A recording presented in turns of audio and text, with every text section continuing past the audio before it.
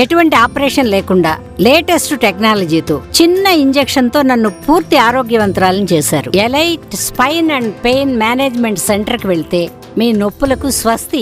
Congress operation GHMC దిగ్విజయంగా అమలు చేస్తోంది. జేహెచ్ఎంసీలో బీఆర్ఎస్ ఖాళీ అవుతోంది. జేహెచ్ఎంసీ మేయర్ గద్వాల విజయలక్ష్మి కాంగ్రెస్ లో చేరనున్నారు. పీసీసీ వ్యవహారాల ఇన్ఛార్జ్ దీపాదాస్ మున్షి విజయలక్ష్మితో సమావేశమయ్యారు. డిప్యూటీ మేయర్, మాజీ డిప్యూటీ మేయర్ ఇప్పటికే కాంగ్రెస్ లో చేరారు. 13 మంది బీఆర్ఎస్ కార్పొరేటర్లు సైతం ఇప్పటికే కాంగ్రెస్ లో చేరారు. 1-2 రోజుల్లో మరో 10 మంది కార్పొరేటర్లు కాంగ్రెస్ గూటికి వచ్చే అవకాశం ఉంది. బీజేపీ కార్పొరేటర్లను సైతం కాంగ్రెస్ లో చేర్చుకునేలా ప్లాన్ చేస్తోంది హస్తం పార్టీ.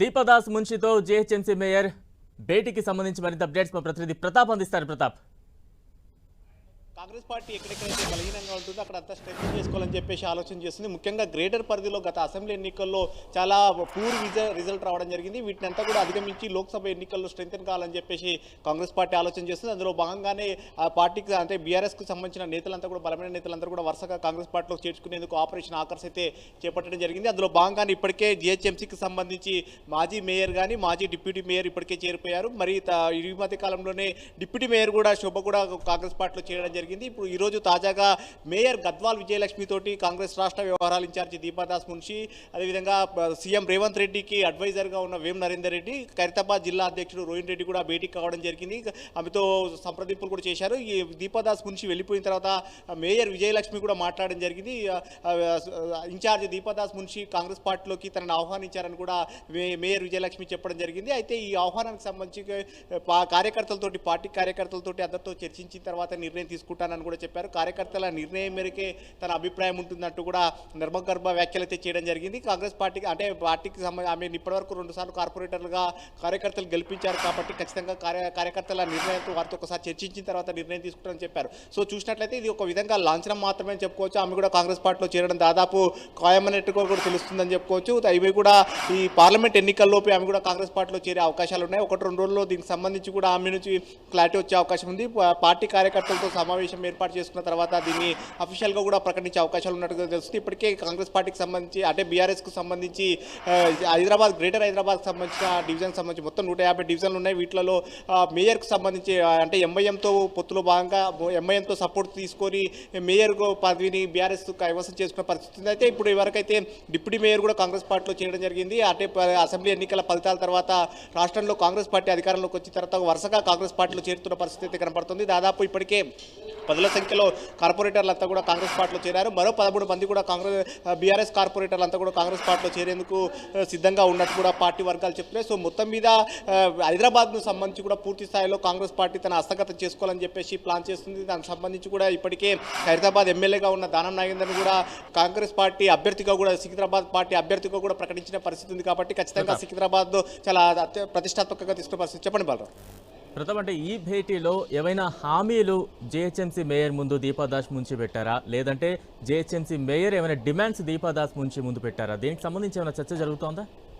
ప్రస్తుతానికి కాంగ్రెస్ పార్టీ పూర్తిగా స్ట్రెంగ్తన్ కావడం పైన ఫోకస్ పెట్టిందని చెప్పుకోవచ్చు. ప్రధానంగా గ్రేటర్ హైదరాబాద్ సంబంధించి మొత్తం 23 అసెంబ్లీ కాన్స్టిట్యూన్స్ ఉంటాయి. ఈ 23 అసెంబ్లీ కాన్స్టిట్యూన్సీకి సంబంధించి గత అసెంబ్లీ ఎన్నికల్లో ఒకటి కూడా కాంగ్రెస్ పార్టీ గెలవలేదు కాబట్టి వీటినంతా కూడా స్ట్రెంగ్తన్ చేసుకోవాలని ఒక ఆలోచన కూడా చేస్తుంది. గ్రేటర్ హైదరాబాద్ పరిధికి సంబంధించి దాదాపు 3 పార్లమెంట్ స్థానాలు కూడా ఉంటాయి. ముఖ్యంగా చేవెళ్ళ కానీ అదేవిధంగా సికింద్రాబాద్, మల్కాజ్గిరి 3 పార్లమెంట్తో హైదరాబాద్ 4 పార్లమెంట్లు ఉంటాయి. హైదరాబాద్ యథావిధిగా ఓల్డ్ సిటీ కాబట్టి ఎంఐఎం కోటాలోనే ఉంటుంది. ఎంఐఎం ప్రజెంట్ కాంగ్రెస్ పార్టీకి ఫ్రెండ్లీగా ఉంది కాబట్టి మిగతా 3కు సంబంధించి కూడా కాంగ్రెస్ పార్టీ చాలా ప్రతిష్టాత్మకంగా తీసుకుందని చెప్పుకోవచ్చు. ఈ 3 పార్లమెంటు కైవసం చేసుకోవాలంటే కానీ బలమైన నేతలంతా కూడా ఎక్కడెక్కడైతే కార్పొరేటర్లు కానీ ఎవరెవరైతే ప్రజెంట్ ప్రతినిధులుగా ఉన్నారో వారందరినీ కూడా కాంగ్రెస్ పార్టీలోకి తీసుకోవాలని చెప్పేసి ఆలోచన చేస్తుంది. అందులో భాగంగానే ఇప్పటికే డిప్యూటీ మేయర్ను కూడా కాంగ్రెస్ పార్టీలో చేర్చుకున్న పరిస్థితి ఉంది. ఇప్పుడు తాజాగా మేయర్ కూడా కాంగ్రెస్ పార్టీలో చేర్చుకోవాలని ఒక ఆలోచన చేస్తుంది. వాళ్ళు కూడా ఒక భయం అయితే కనబడతా ఉందని చెప్పుకోవచ్చు. మేయర్ సీట్లో ఉన్నవారు కూడా ఒకవేళ పార్టీలోకి వెళ్ళకపోతే కనుక అవిశ్వాసం పెట్టి మళ్ళీ ఆమెను దించే అవకాశాలు కూడా ఉంటున్నాయి. కాబట్టి ఒకవేళ కాంగ్రెస్ పార్టీలోకి వెళ్ళినట్లయితే ఆమె కుర్చీ కూడా సేఫ్గా ఉండే ఒక ఆలోచన కూడా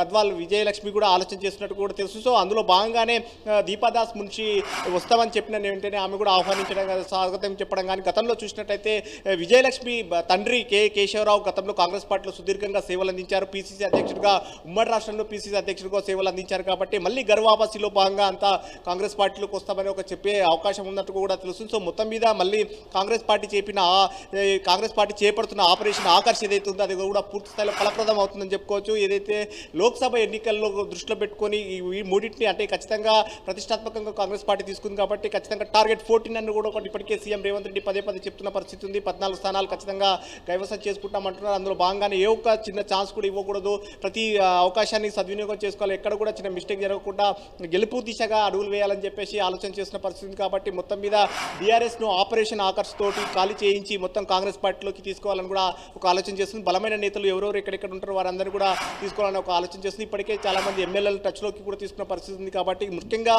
రాష్ట్ర వ్యాప్తంగా మిగతా అన్ని ప్రాంతాల్లో కాంగ్రెస్ పార్టీ గాలి వీల్చినప్పటికీ కూడా ఇక్కడ మాత్రం హైదరాబాద్కి సంబంధించి చూసినట్లయితే కనుక పూర్తి వ్యతిరేకతమైన ఒక ప్రతికూల పరిస్థితి ఫలితాలు వచ్చాయని కూడా చెప్పుకోవచ్చు. మొత్తం గ్రేటర్ పరిధిలో ఉన్న 23 స్థానాలకు సంబంధించి చూసినట్లయితే ఒకటి కూడా కాంగ్రెస్ పార్టీ గెలుపొందలేదు. కాబట్టి గ్రేటర్ పరిధిని గతంలో ఏవైతే కాంగ్రెస్ పార్టీ స్ట్రెంగ్తెన్గా ఉంటుందో అదేవిధంగా ఆ స్థాయికి మళ్ళీ బలోపేతం చేయాలి, కాంగ్రెస్ పార్టీని ఇక్కడ స్ట్రెంగ్తెన్ చేసి స్థానాలు కైవసం చేసుకోవాలని చెప్పేసి ఒక ఆలోచన చేస్తుంది. అందులో భాగంగానే ఆపరేషన్ ఆకర్షకు విస్తృతంగా వ్యూహం అనుసరిస్తుందని చెప్పుకోవచ్చు. చెప్పండి బలరాం.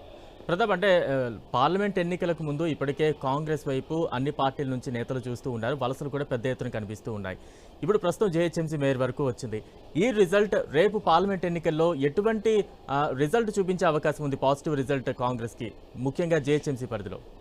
అంటే జిహెచ్ఎంసీ పరిధిలో బీఆర్ఎస్ ఖచ్చితంగా బలంగా ఉంది కాబట్టి ఆ పార్టీని పూర్తిగా వీక్ చేసి కాంగ్రెస్ పార్టీలోకి తీసుకోవాలి. ఆ ఖాతా అంటే ఆ ఓటు బ్యాంక్ అంతా కూడా కాంగ్రెస్ ఖాతాలోకి వేసుకోవాలని చెప్పేసి ఒక వ్యూహరచన చేస్తుంది. అందులో భాగంగానే బీఆర్ఎస్లో ఎవరైతే బలమైన నేతలు ఉన్నారో వారందరూ కూడా ఆపరేషన్ ఆకర్ష్ తోటి కాంగ్రెస్ పార్టీలోకి తీసుకుంది. మనం చూడొచ్చు జిహెచ్ఎంసీ పరిధిలో నిన్న ప్రకటించిన స్థానాలు ఏవైతే చేవెళ్ళ కానీ, సికింద్రాబాద్ కానీ, మల్కాజ్గిరి 3 స్థానాలకు సంబంధించి గతంలో బీఆర్ఎస్లో ఉన్న వారి నేతలకే టికెట్లు కేటాయించడం జరిగింది. చేవెళ్ళకు సంబంధించి సిట్టింగ్ ఎంపీగా ఉన్న రంజిత్ రెడ్డిని కాంగ్రెస్ పార్టీలోకి తీసుకున్న ఆయనకే టికెట్ ఇవ్వడం జరిగింది. సికింద్రాబాద్ సంబంధించి చూసినట్టయితే ఖైరతాబాద్ ఎమ్మెల్యే ప్రజెంట్ ఇంకా ఇప్పటికి సిట్టింగ్ ఎమ్మెల్యేగా ఉన్నారు, ఆయన రాజీనామా కూడా చేయలేదు. ఎమ్మెల్యే పదవికి దానం నాగేందర్ తీసుకున్న అభ్యర్థిగా ప్రకటించిన పరిస్థితి కాబట్టి ఇప్పుడు సికింద్రాబాద్ ఫోకస్ చాలా పెట్టిందని చెప్పుకోవచ్చు. ఇక్కడ సికింద్రాబాద్ సంబంధించి కానీ అదేవిధంగా చేవెళ్ళకి సంబంధించి కానీ అక్కడ మల్కాజ్గిరికి సంబంధించి కూడా బీజేపీ అభ్యర్థులు బలమైన అభ్యర్థులుగా ఉన్నారు కాబట్టి వాటిని ఢీకొనాలంటే కనుక బలమైన అభ్యర్థులను రంగంలోకి దించాలని చెప్పేసి కాంగ్రెస్ పార్టీ ఆలోచన చేస్తుంది. అందులో భాగంగానే బలమైన నేతలందరినీ కూడా ఇతర పార్టీలో ఉన్న వారిని కూడా కాంగ్రెస్ పార్టీలోకి తీసుకొని, అధికారంలో కాంగ్రెస్ పార్టీ ఉంది కాబట్టి తీసుకొని వారిని ఇక్కడ పోటీ చేయించే పరిస్థితి చేస్తుంది. ఎందుకంటే ఒకవేళ లోక్సభ ఎన్నికల్లో కనుక ప్రతికూల ఫలితాలు కనుక ఏమన్నా వచ్చినట్లయితే కనుక ప్రభుత్వం పైన కూడా ఎఫెక్ట్ పడే ప్రమాదం ఉంటుంది.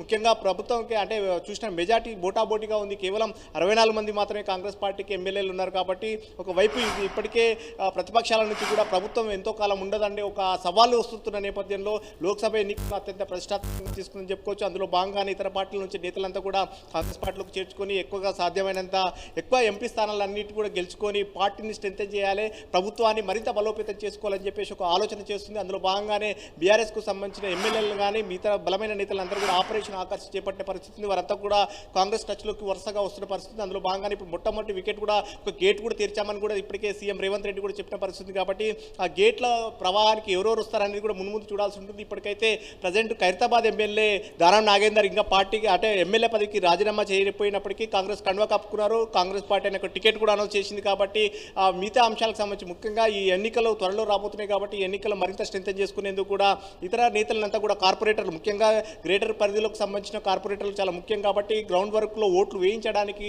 జనం వద్దకు పార్టీని సింబల్ తీసుకెళ్ళడానికి చాలా ముఖ్యమైన కార్యకర్తలే ఉంటారు, నేతలే ఉంటారు కాబట్టి వారందరూ కూడా చేర్చుకోవాలని ఒక ఆలోచన చేస్తుంది. చెప్పండి బలరాం. అంటే మేయర్ చేరిక తర్వాత ఈ వలసలు మరింత పెరిగే ఛాన్సెస్ ఎంతవరకు ఉన్నాయంటారు? డెఫినెట్గా అసలు హైదరాబాద్ అంటే రాష్ట్ర పరిపాలనకు గుండెకాయ లాంటిది హైదరాబాద్ అని చెప్పుకోవచ్చు. హైదరాబాద్లో పరిపాలన నిర్వహించేది గ్రేటర్ మున్సిపల్ కార్పొరేషన్ కాబట్టి గ్రేటర్ మున్సిపల్ కార్పొరేషన్ పైన కాంగ్రెస్ జెండా ఎగరేయాలని చెప్పేసి ఒక గట్టి పట్టుదలతో ఉన్నారని చెప్పుకోవచ్చు. అందులో భాగంగానే మేయర్నే కాంగ్రెస్ పార్టీలోకి తీసుకున్నట్లే పూర్తి స్థాయిలో ఆపరేషన్ అంతా కూడా సక్సెస్ అవుతుంది ఆలోచన చేస్తుంది. ఇప్పటి వరకు కొంతమందిని దాదాపు 10 వరకు కార్పొరేటర్లందరినీ కూడా కాంగ్రెస్ పార్టీలోకి చేర్చుకున్నారు కాబట్టి మిగతా అంశానికి సంబంధించి కూడా వేగవంతం చేయాలి. ఈ ఎన్నికల లోపు అంతా కూడా ఆపరేషన్ పూర్తి చేయాలి, సక్సెస్ చేయాలి. ఖచ్చితంగా పార్లమెంట్ ఎన్నికల్లో కాంగ్రెస్ పార్టీ అభ్యర్థులకు గెలిపేలా తీసుకెళ్లాలని ఒక ఆలోచన చేస్తుంది కాబట్టి అందులో భాగంగానే ఇప్పటికే బలమైన నేతలందరూ కూడా పార్టీలోకి తీసుకున్న పరిస్థితి, వారికి టికెట్ ఇవ్వడం కానీ దీనికి సంబంధించి కూడా ముఖ్యమైన నేతలంతా కూడా దీనికి సంబంధించి ఆపరేషన్ ఫోకస్ పెట్టిన పరిస్థితి. స్వయంగా ఈ రోజు గద్వాల్ విజయలక్ష్మి దగ్గరికి పోయిన వారికి చూసినట్టయితే నేరుగా రాష్ట్ర వ్యవహారాలు ఇన్ఛార్జ్ దీపాదాస్ నుంచే రంగంలోకి దిగిన పరిస్థితి. ఇప్పటివరకు ఆమె గాంధీ భవన్ లోనే కండువాలు కప్పిన పరిస్థితి, కానీ ఇప్పుడు స్వయంగా ఇతర పార్టీ నేతల వద్ద నివాసాలకే వెళ్తున్న పరిస్థితి ఉంది. ఆమె నేరుగా ఆమె నివాసానికి వెళ్లి చర్చలు జరపడం, దీపాదాస్ నుంచితో పాటు వేం నరేందర్ రెడ్డి ఉండడం, అంటే వేం నరేందర్ రెడ్డి ఒక విధంగా పూర్తిగా సీఎం రేవంత్ రెడ్డికి కళ్ళు చెవులు లాంటి వ్యక్తి అని చెప్పుకోవచ్చు. వేం నరేందర్ రెడ్డి కూడా అక్కడే ఉన్నారు. వేం నరేందర్ రెడ్డితో పాటు హైదరాబాద్ జిల్లా అధ్యక్షుడు, అంటే ఆ ప్రాంతానికి హైదరాబాద్ సంబంధించి 3 జిల్లాలుగా విభజన చేసి కాంగ్రెస్ పార్టీ పరిపాలన కోసం అనుకూలంగా ఉండేందుకు హైదరాబాద్ జిల్లా అధ్యక్షుడుగా ఉన్న రోహిన్ రెడ్డి కూడా అక్కడే ఉన్నారు. రోహిన్ రెడ్డి కూడా సీఎం రేవంత్ రెడ్డికి అత్యంత సన్నిహితుడు కాబట్టి ఆయన కూడా అక్కడే ఉన్నారు. సో ఈ ఆపరేషన్ అనేది దాదాపు సక్సెస్ అయిందని కూడా చెప్పుకోవచ్చు. మొత్తం మీద 1-2 రోజులలో కూడా మేయర్ విజయలక్ష్మి కాంగ్రెస్ పార్టీలో చేయడం, మేయర్ విజయలక్ష్మితో పాటు మరికొంతమంది కార్పొరేటర్లు కూడా కాంగ్రెస్ పార్టీలో చేర్చారని కూడా కాంగ్రెస్ పార్టీ వర్గాలు చెప్తున్నాయి. బాలరాం, ప్రతాప్ అంటే జిహెచ్ఎంసీలో ఇప్పటికీ కాంగ్రెస్ కు 2 స్థానాలే ఉన్నాయి. ఇప్పుడు వలసలు కూడా పెద్ద ఎత్తున కనిపిస్తోంది. నెక్స్ట్ ఫ్యూచర్ ఏ రకంగా ఉండబోతోంది సభ? జిహెచ్ఎంసీ ఎన్నికల్లో నేరుగా జరిగిన ఎన్నికల్లో కాంగ్రెస్ పార్టీ మొదటగా 2 స్థానాలు మాత్రమే గెలిచింది. తర్వాత జరిగిన ఉప ఎన్నికల్లో లింగోజీ కూడా సంబంధించి చూసినట్టయితే అక్కడ కూడా ఉప ఎన్నికల్లో కాంగ్రెస్ పార్టీ గెలవడంతో అసెంబ్లీ ఎన్నికల కంటే ముందు కాంగ్రెస్ పార్టీకి 3 మాత్రమే నేరుగా గెలిచిన పరిస్థితి. జర్పల్ రాజశేఖర రెడ్డి లింగోజీ కూడా నుంచి బై ఎలక్షన్ లో కాంగ్రెస్ పార్టీ నుంచి తరపు నుంచి గెలిచారు కాబట్టి కాంగ్రెస్ పార్టీకి 3 కార్పొరేటర్లు. ఆ తర్వాత అసెంబ్లీ ఎన్నికల కంటే ముందు విజయారెడ్డి గారు కాంగ్రెస్ పార్టీలో చేరడం కానీ అట్లా విజయారెడ్డితో పాటు మరికొంత కాంగ్రెస్ పార్టీలో చేరడం మెల్లిమెల్లిగా పార్టీలో అంటే కాంగ్రెస్ పార్టీకి సెటిల్ అవుతూ వస్తున్న పరిస్థితి. ఆ తర్వాత వన్స్ ఒకసారిగా అసెంబ్లీ ఎన్నికల్లో కాంగ్రెస్ పార్టీ విజయం సాధించిన తర్వాత డిప్యూటీ మేయర్ కానీ అదేవిధంగా గతంలో డిప్యూటీ మేయర్ గా పనిచేసిన బాబా ప్రజెంట్ కార్పొరేటర్ గా ఉన్నారు, గోడబండ కార్పొరేటర్ గా ఉన్నారు, ఆయన కూడా కాంగ్రెస్ పార్టీ చేరారు.